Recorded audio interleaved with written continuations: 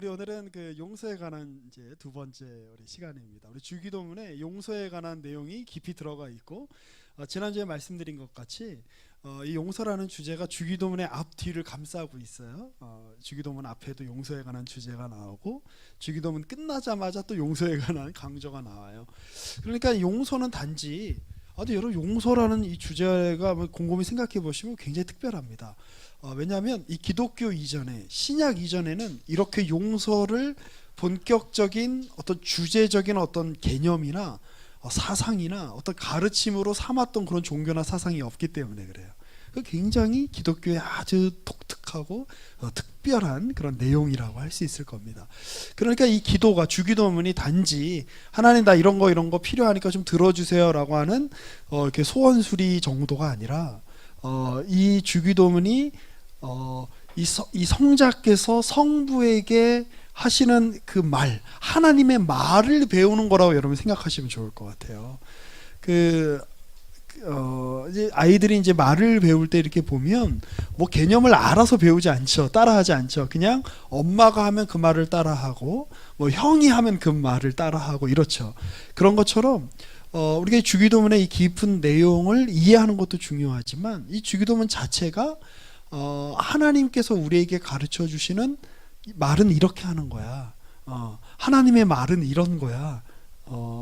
그 기독교인들의 언어는 이런 거야. 그러니까 언어라고 제가 말씀드렸지만 삶이란 이런 거야 라고 하면서 우리에게 알려주시는 어떤 그러한 그 교훈적인 성격이 있다는 거, 우리가 배워야 되는 말이라는 거, 그리고 단지 어떤 하나의 말 정도가 아니라 우리의 삶이 무엇을 지향해야 되는지를 보여주는 내용이라는 거, 여러분들 기억하시면 좋을 것 같아요. 그래서 이제 그 중에 이제 가장 이제 우리가 이제 중요하고 또 강조되고 있는 내용인 우리가 용서를 우리가 함께 같이 살펴보고 있는 중입니다. 하나님 하늘에 계시고 우린 땅에 있죠. 우리가 하나님 우리 아버지요라고 부를 때 하늘과 땅이 연결이 되어 우리가 하나님의 이름이 거룩히 여김을 받으시고 나라가 임하시고 뜻이 하늘에서 임한 것 같이 땅에서도 이루어지길 원합니다. 하나님 편에서의 어떤 간구라고 할 수 있겠어요? 자, 그리고 이제 우리 편에서의 간구는 하나님 우리에게 일용할 양식을 주십시오. 그리고 우리가 우리에게 죄 지은 자를 사해 준 것 같이 우리 죄를 사해 주십시오라는 이제 간구로 이어집니다. 우리 지난주에는 이런 이야기 했죠. 우리 산상수훈에 제가 또 안 고쳤네요. 5장에서 8장이 아니라 5장에서 7장, 미안해요. 이거 제가 안 고친 거예요. 5장에서 7장에서는 기도에 대한 강조가 용서에 대한 가르침하고 유기적으로 엮여 있다라는 거 이제 우리 한 번 더 기억을 했으면 좋겠고요. 넘어갈 겁니다. 주리 형제님 고마워요. 안 넘어가네요. 이걸로 넘어가게 해주세요. 자, 됐나요? 자, 그리고 용서는 하나님의 구원을 받기 위한 수단이 아니라, 그러니까 이 기도의 내용이 네가 다른 사람을, 친구를 용서해 주면 하나님이 너를 용서해 줄 거야, 너 용서하지 않으면 너 구원 못 받아, 이런 뜻은 아니라는 거예요. 우리에게 은혜를 베푸시는 하나님의 성품을 담는 길로 나가겠다라는 우리의 고백과 결단이 담긴 기도다.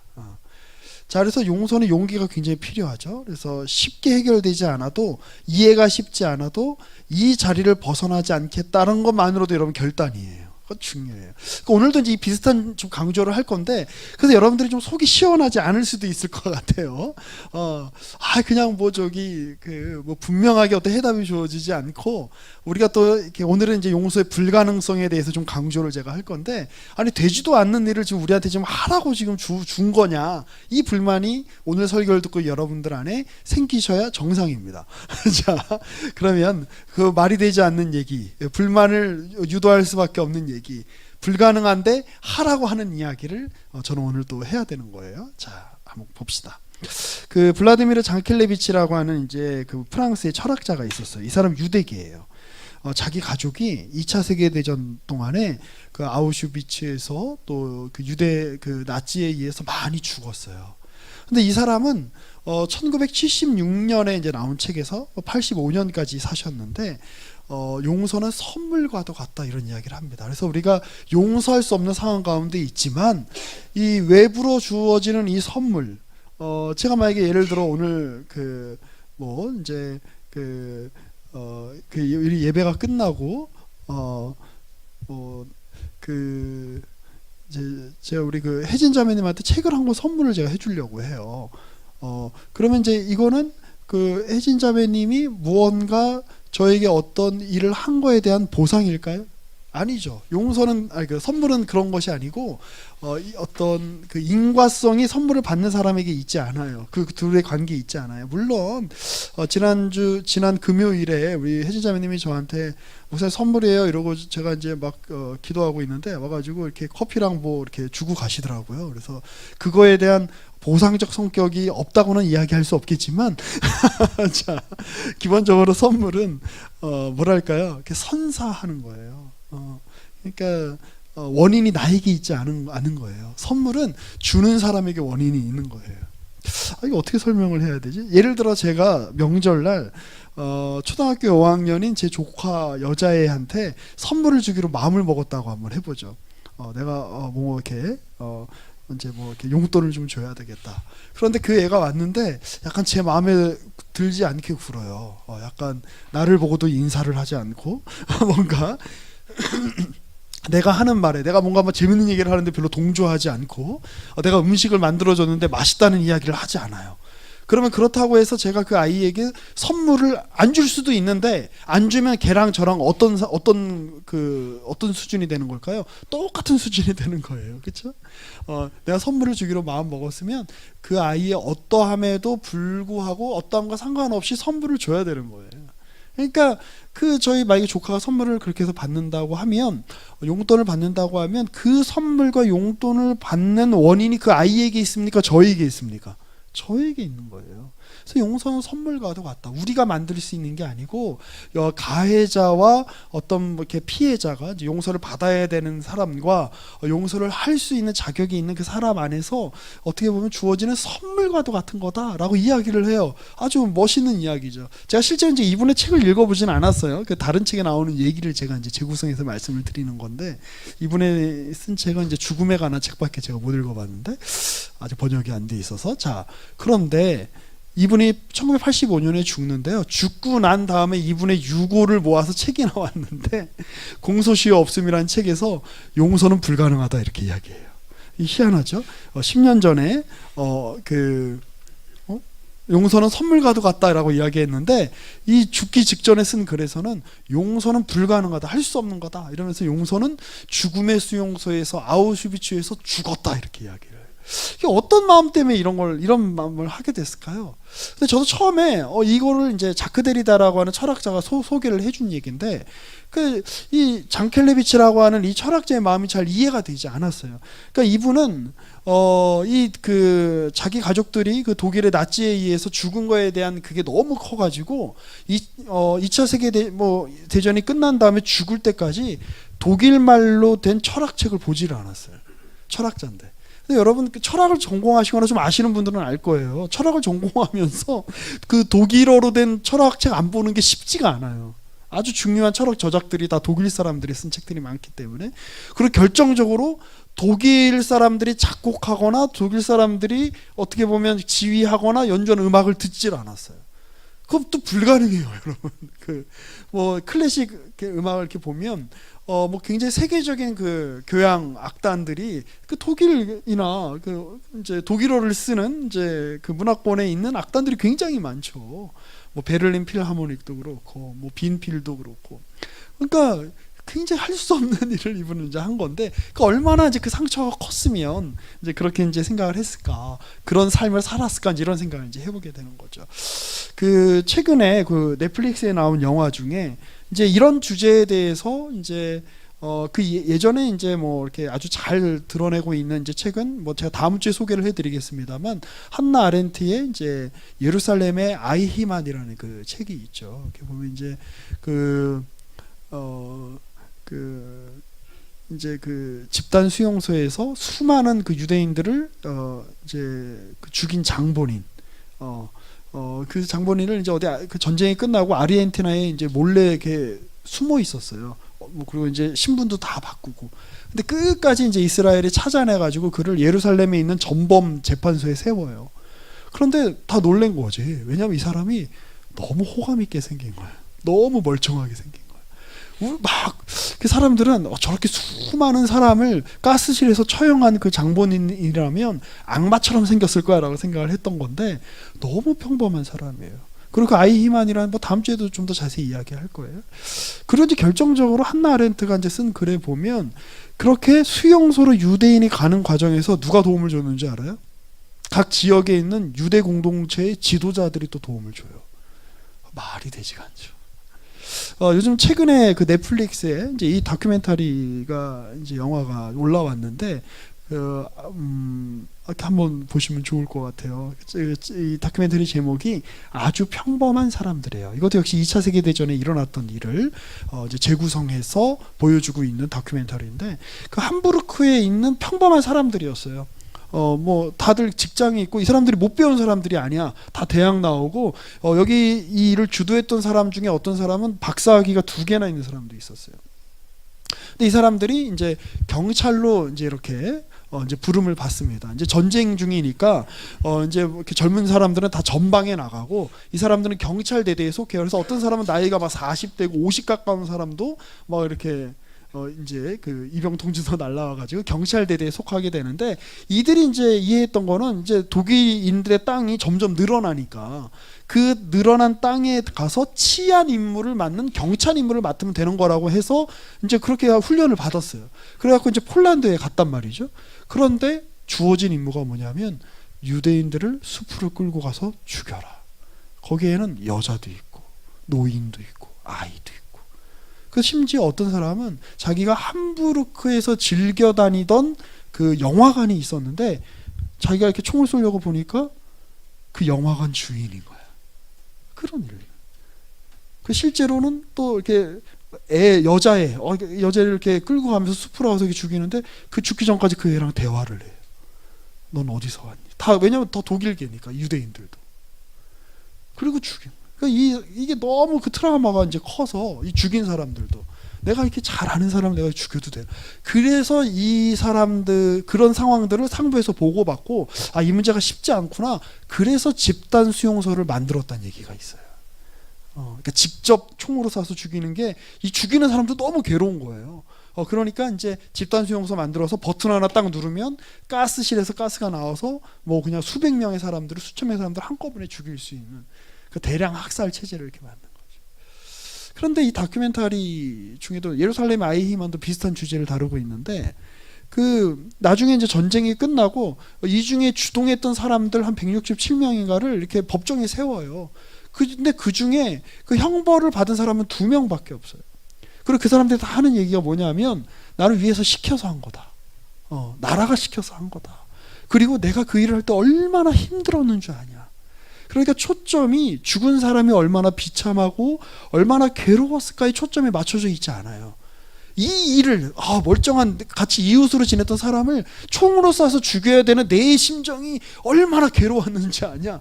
이 자기 연민에 초점이 맞춰져 있는. 그러니까 아마 전후의 분위기가 이랬을 거라고요. 그리고 이제 제가 알기로는 이런 대량 학살이 일어났다는 거, 수용소에서 어마어마한 사람이 죽었다는 거에 대해서 전쟁이 끝나고 나서 증언은 있었지만 많은 사람들이 믿지를 못했어요. 설마 실제로 그 일들이 본격적으로 밝혀지고 제대로 재판소에 회부된 거는 전쟁이 지나고 나서 10년이 지난 다음이에요. 그러니까 사람들이 생각을 못하는 거죠. 어떻게 이런 끔찍한 일이 일어날 수 있을까? 근데 인간이라는 게 여러분 얼마나 어두운 면을 갖고 있는지 우리가 봐야 돼요. 우리 지난주 주일 그 3부 예배 끝나고 그 김엘리 교수님이라는 분이 오셔서 전쟁과 평화, 여성의 관점에서 본 전쟁, 뭐 이제 그런 특강을 하셨어요. 제가 그때 봤던 그 이제 특강을 하시면서 보여주셨던 그 비디오 테이프의 내용이 지금도 굉장히 그 기억에 남아요. 1990년대 초반에 지금 옛날에 유고슬라비아 지역, 그러니까 지금의 크로아티아 지역 주변에 이제 그 내전이 일어났어요. 원래는 다 한 나라 사람이었던 거야. 그래서 이제 한 나라인데 보스니아계가 있고 세르비아계가 있었어요. 근데 한 나라 안에 있는데 이 보스니아계는 이슬람인데 그렇게 강한 강성 이슬람은 아니에요. 뭐 히잡 같은 것도 안 쓰고 그냥 그러니까 어쨌든 보스니아계 이슬람 사람들이 있었고 세르비아계는 정교회, 그러니까 기독교 계통의 이제 그 이제 사람들이었어요. 그래서 내전이 일어난 거야. 그래서 세르비아 사람들이 보스니아계 사람들을 처참하게 죽이는데 남자들은 다 죽이고 여성들은 어디 집단 수용소에 끌고 가서 정말 이 성적인 폭력을 행사하는데 그 일을 당했던 이제 어떤 여성이 이제 법률가였어요. 그 증언을 하는데 자기랑 같은 사무실에 있었던 사람이라는 거예요. 그 일을 저지른 사람. 평소에 직장 동료였던 거야. 그런데 그런 끔찍한 일을 저지르는 그 어마어마한 그 참극. 우리 이번에 그리고 나서 이제 제가 주일 저녁에 와서 집에 와서 이렇게 뉴스를 보는데 우리 뭐 이번 주 지난주에 우리 끔찍한 사건을 우리가 지금 보고 있죠. 하마스 그 팔레스타인 무장 단체가 축제를 벌이고 있는 사람들을 끌고 가고 민간인 지역에 들어가서 정말 뭐 무차별로 학살을 하고 그리고 또 그것에 또 대응해서 이스라엘이 무참하게 또 그 지역을 공격하고 굉장히 끔찍하죠. 끔찍한. 이게 여러분 근데 이게 세계의 현실이라는 거를 우리가 기억을 해야 될 필요가 있어요. 아마 이제 그런 차원에서 장켈레비치가 용서는 죽음의 수용소에서 죽었다고 이야기하는 것 같아요. 끝난 다음에 뭐 이렇게 화해위원회나 진실규명위원회가 차려져서 이게 어떤 일이 일어났는가라고 아무리 진실을 규명해도 이 가해자가 우리가 잘못했습니다라고 이야기하는 법이 없어요. 그리고 그들에 대해서 사형을 선고하고 뭐 종신형을 선고한다라고 할지라도 죽었던 사람이 되돌아오지 않아요. 그러니까 그런 면에서 용서는 불가능하다. 왜냐하면 용서를 해줘야 하는 사람은 이미 죽어버렸어요. 그리고 용서를 구해야 되는 사람은 그 마음 안에 진심으로 용서를 구하지를 않아. 인간이 그래요. 제가 또 이제 예를 하나 들어드리고 싶은 게 하나 있는데 그 역사저널이라고 하는 프로그램이 있는데 지금 이건 이제 유튜브에 떠 있더라고요. 한번 그 역사저널 그날이라고 하는 거기 유튜브 채널에서 제가 이제 화면을 인용을 했는데 이 지금 비디오 이 내용은 1983년에 그 오충공 감독이라는 제일교포로 제가 알고 있어요. 감춰진 손톱 자국이라는 영화의 한 대목이에요. 이게 무슨 내용이냐면 그 1920년대 때 일본의 광동 지역에서 지진이 크게 나요. 그리고 나서 이제 막 혼란해요. 그런데 누군가 소문을 낸 거야. 조센징이 우물에다가 독을 풀었다. 우리가 지금 지진이 나서 이렇게 힘든데 우리를 더 혼란스럽게 만들려고 이 조선진 조선놈들이 지금 우리 일본 사람들을 어렵게 만들려고 우리를 다 죽이려고 우물에 독을 풀었다. 그래갖고 이 일본 사람들이 자경단을 꾸려가지고 조선인들을 엄청나게 죽입니다. 그 당시 독립신문에 의하면 661명인가 691명인가 하여튼 거의 어마어마한 사람들이 그때 죽어요. 근데 여기 조인승 씨라고 계시죠. 이분은 이제 1980년대 때 그때 당시 때 아이였던 거예요. 같이 뛰놀던 애들이 같이 한 동네에 같이 있었던 사람들이 갑자기 죽창을 들고 와가지고 자기 형을 죽이고 자기의 부모를 죽이고 그 옆에 있던 아사오카 주조라고 하는 사람은 그랬던 그 자경 단원 중에 일원이었던 거예요. 한 동네 살던 사람들. 그러니까 수십 년이 지나서 그 학살 장소에 가서 그때 저기서 저런 일이 있었어. 그러면서 이 조인승 씨는 막 엄청나게 막 이 비디오를 보면 막 울면서 어떻게 사람이 그럴 수 있냐. 어떻게 그렇게 무참하게 내 형제와 내 가족들을 그렇게 인간이 아닌 것처럼 죽일 수 있냐. 그러면서 막 우는데 이 아사오카 주조라고 하는 분은 그때 몰랐다. 근데 미안하단 말을 죽어도 안 해요. 그때 그런 일이 있었지. 그때 참 우리도 그때 정말 사람들이 누가 이렇게 조선인들이 우물에 독을 풀었다라고 한 루머, 그 나중에 루머인 게 다 밝혀지거든요. 루머를 우리가 들었는데 우리가 그땐 참 그게 진짜인 줄 알았어 라고 그냥 변명하고 넘어가요. 그 대목이 너무 묘해요. 울면서 용서를 구해야 되는 사람은 그냥 민망한 얼굴만 하고 그냥 가만히 서 있고 용서를 받아야 되는 사람, 그러면 처참하게 어떻게 이런 일이 있을 수 있어라고 하면서 정말 이 그 눈물을 이렇게 흘리는데 너무너무 마음이 아픈 그런 대목이었어요. 참 어려운 문제죠. 우리와 일본과의 관계도 이렇게 생각을 해보면 그 남아프리카 공화국에 이제 그 투투주교라고 한참 인종차별이 심할 때 아주 그 훌륭한 역할을 감당하셨던 이제 주교가 있으신데 그 성공의 주교가 있으신데 그 이분이 이런 이제 이야기를 했다는 거예요. 이제 그 인종분리 정책 때 많은 흑인들이 죽었죠. 백인 경찰에 의해서. 자, 그런데 이제 나중에 이제 만델라가 대통령이 되고 이제 진실과 화해 규명위원회가 이제 만들어지고, 자, 그러면서 그 고문 경찰관을 이제 세우고, 그 고문 경찰관에서 남편이 살해된 어떤 여인이 이제 왔는데, 이 여인이 이런 얘기를 했다는 거예요. 의원회 또는 정부가 용서를 할 수는 없다.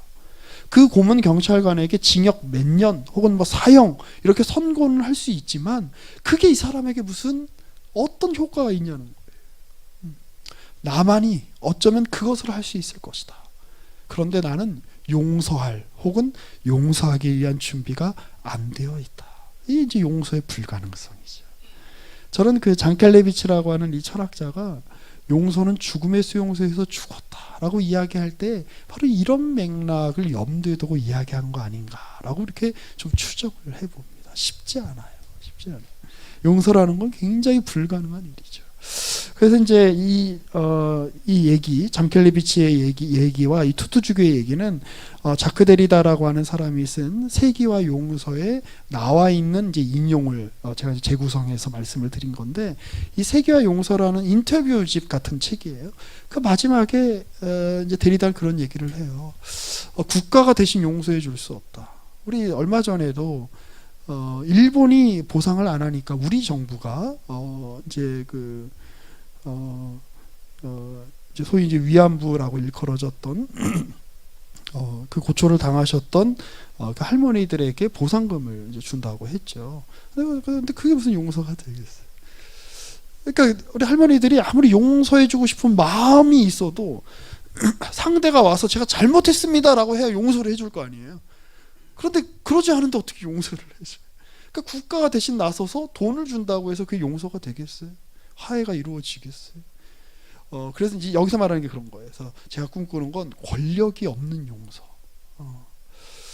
그리고 무조건적이지만 주권 없는 용서입니다. 이런 이야기를 이제 하죠. 그런데 이제 자크 데리다라고 하는 철학자는 이제 굉장히 뭐랄까 용서라는 주제 자체도 굉장히 전통적으로 기독교적인 주제고 발터 벤야민이라는 사람이 이제 사상을 굉장히 많이 영향을 많이 받는데, 이 두 분의 특징은 전통적인 기독교적인 주제들을 어떻게 하면 신을 제거하고 예수라는 이름을 빼고 현실 속에서 그 가치만, 그 신성성만, 발터 베냐민 같은 사람이 이제 아우라라는 말로 되게 유명하잖아요. 근데 거기서 발터 베냐민의 이 아우라는 우리가 이 생각하는 신의 현현으로 말미암은 아우라가 아니라 신을 뺀, 그러나 신적 효과를 갖고 있는 어떤 그런 아우라인 거예요. 이해가 좀 되시나요? 네. 그러니까 이제 이 데리다도 여기서 말하는 건 그거예요. 그러니까 이 내가 세상에서 지금 사람들이 하는 거 보니까 용서라는 게 쉽지 않다, 불가능하다. 어떤 정부가 용서를 대신해 줄 수도 없고, 어떤 위원회가 용서를 대신해 줄 수도 없고, 그리고 뭐 이렇게 어떤 정부가 위원회를 만들어서 용서를 강요하는 것도 말이 안 되고, 용서라는 건 불가능하다. 근데 내가 꿈꾸는 건 무조건적이지만 주권 없는 용서다. 근데 데리다가 간과하고 있는 게 하나 있죠. 뭐냐면 이거는 데리다도 꿈꾸고 어떻게 보면 생각 있는 사람들이 꿈꾸는 용서일 거예요. 진정한 용서란 그런 걸 거야. 근데 그 용서에는 이 현대의 철학자들이나 사상가들이 제거하려고 했던 거, 바로 신, 예수가 없이는 불가능한 내용이라는 거예요. 그러니까 예수가 없는 구원을 지금 상상하고 있는 거죠. 신이 없는 천국을 상상하고 있는 거죠. 왜 애써 그렇게 어려운 길을 가려고 하는지 잘 모르겠어요. 물론 이해는 해요. 그 신을 이제 부정하고 싶은 마음은 뭐 충분히 이해를 하죠. 그런데 애초에 그들이 누리고 싶은 효과, 그들이 얻고 싶은 열매라고 하는 것은 우리는 알고 있는 거죠. 그 성경을 통해서 이미 예수를 통해서 제시된 것이에요. 근데 거기에서 예수를 빼버리고 그 효과, 그 결과만을 누리고 싶은 게 사실 현대의 철학자들이나 사상가들이 끊임없이 고민했던 내용이라고 그렇게 보여져요. 자, 우리가 이런 내용들을 제가 조금 이제 소개를 해드리는 이유는 용서에 대해서 생각하거나 권유하거나 결심하기 이전에 그것이 현실적으로 불가능한 거라는 거를 고려해야 돼요. 어떻게 가능해, 용서가. 불가능한 거예요. 자, 그런데 왜 그러냐면 이건 이제 뭐 다음 주에 제가 조금 더 깊이 있게 말씀을 드릴 거예요. 증오와 원한이 인간에게 본질적인 것이기 때문에 그래요. 여러분 종족을 살해하고 누군가를 집단적으로 살해하고 강간하는 이 일이 여러분 예외적인 일이 아니라는 걸 먼저 우리가 기억해야 돼요. 우리도 충분히 그런 자리에 설 수 있다. 아까 이야기한 그 오늘 아주 평범한 사람들 같이 평범한 사람들이에요. 제빵 사고 뭐 그 직장인이었고 뭐 대학에 다니는 사람이었고 그런 사람이 그런 집단 학살에 동원될 수 있다는 거예요. 그 다음 주에 좀 더 자세히 말씀드릴 거예요. 그렇기 때문에 용서는 인간이 넘을 수 없는 한계선 같은 거예요. 인간이 넘을 수 없는 한계선 같은 거예요. 자, 그런데 그 한계선을 넘어선 분이 있어요. 이 성경을 보면 우리와 똑같은 존재로 사셨는데 인간이 넘을 수 없는 그 증오와 원한의 한계선을 우리와 똑같은 존재로 사셨던 분이 넘어선 한 분, 인류 역사의 단 한 분, 누구죠? 예수 그리스도죠. 그래서 우리가 그분의 존재를 볼 때에 예수를 볼 때 우리의 도전이 되는 거예요. 내가 지금 예수님처럼은 못해. 그런데 하나님이 예수를 우리 앞에 딱 세워놔서 이렇게 했어. 인간 예수가 이렇게 했어. 너도 그 자리까지 가야 돼. 라고 이렇게 요구하고 있는 거예요. 부담돼요. 근데 이게 어떤 거냐면 이런 거예요.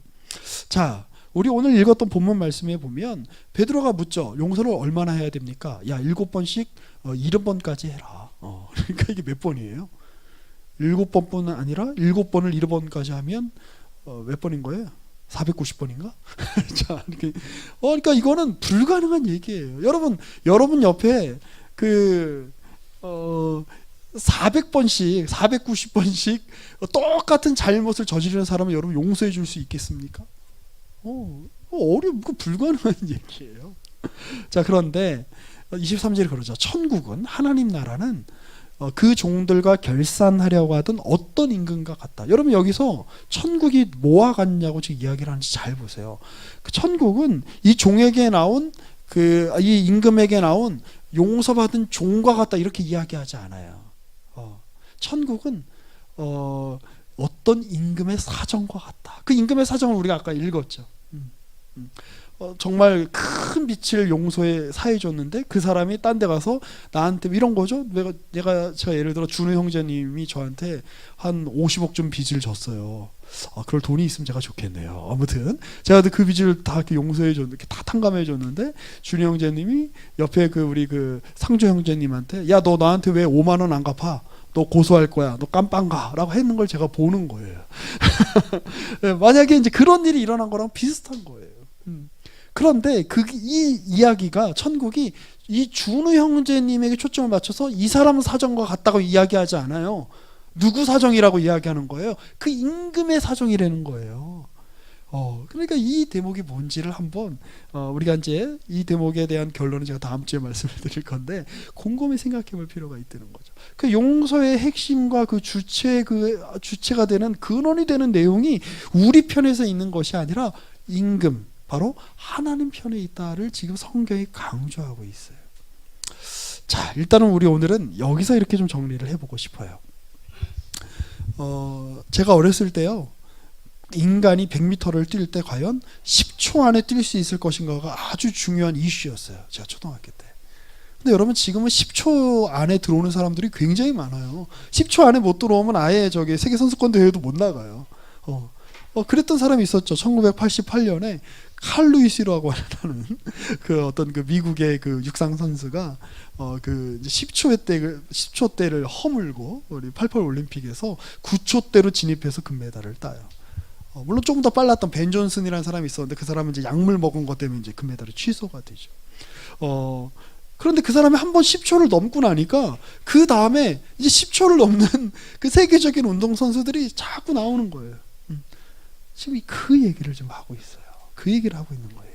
요즘 우리나라 축구 선수들 보니까 제가 어저께도 그저께도 이제 이 평가전 하는 거 나중에 하이라이트를 이렇게 보니까 그거 굉장히 잘하더라고요. 그리고 뭔가 수준이 굉장히 올라갔다 이런 생각이 이렇게 들었어요.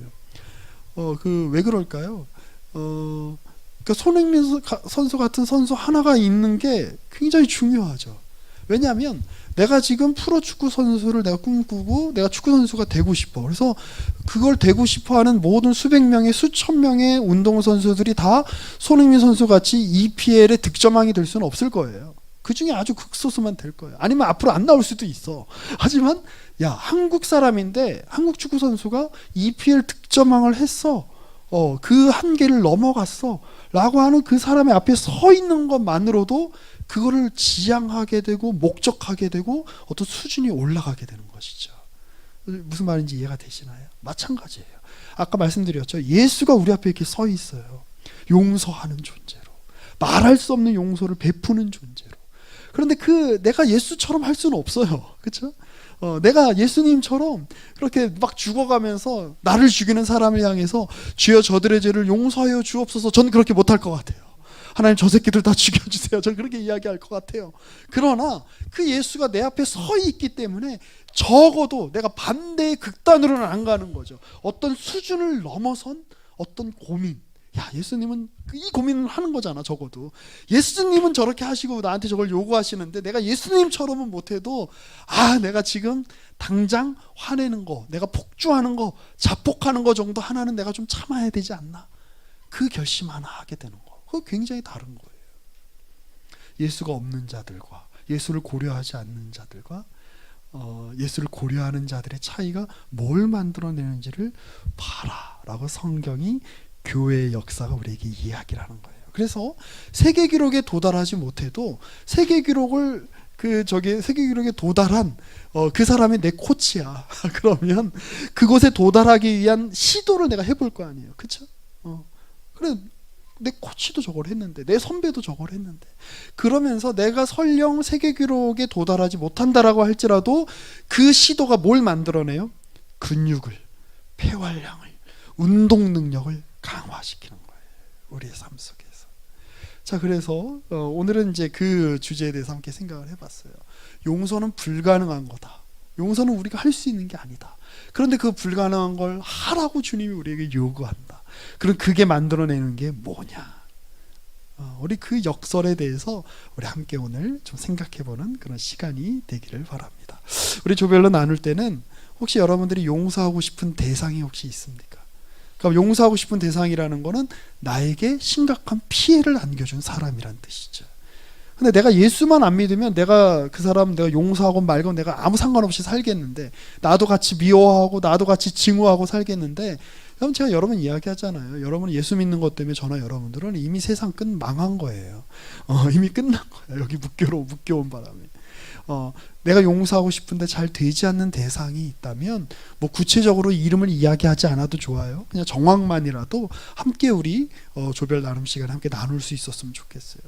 그리고 우리 두 번째가 중요한데, 우리가 용서를 당장에 이루지 못해도 그 명령에 충실하게 살고자 하는 의지를 우리가 놓지 않도록 하나님, 우리가 그 속에서 하나님 우리를 훈련시키시고 만들어내시는 것들이 우리 안에 일어날 수 있도록 하나님 우리와 함께 해주세요 라고 그렇게 기도할 수 있는 성숙함이 저와 여러분에게 있기를 주님의 이름으로 축복합니다. 오늘은 제가 기도하고 마무리하겠습니다. 하나님, 오늘 우리가 주기도문에서 우리의 죄를 우리가 다른 이들의 죄를 사해 준 것처럼 우리의 죄를 주께서 사해 주기를 바라시는 그 기도의 내용에 대해서 계속해서 살펴보았습니다. 주님께서 우리에게 용서를 먼저 베풀어 주셨고, 그런 주님의 성품을 따라서 우리가 다른 이들을 용서하는 그러한 삶으로 나아가기를 원하십니다. 그런데 주님, 그것은 우리에게 너무나 어렵고 불가능한 일처럼 보여집니다. 그러나 그 불가능한 일을 주님께서 우리에게 요구하시고 또 그 길로 나아가라고 우리를 권면하고 촉구하시는 하나님, 그런 주님의 마음을 우리가 더욱더 헤아릴 수 있도록 우리 가운데 함께하여 주시옵소서. 우리가 시간이 흐를수록 우리의 삶에서 우리의 인생의 연한이 깊어질수록 우리 하나님의 성품을 조금씩 한 걸음 한 걸음씩 더 닮아 나아가는 우리가 될 수 있도록 주님께서 우리에게 긍휼을 베풀어 주시옵소서.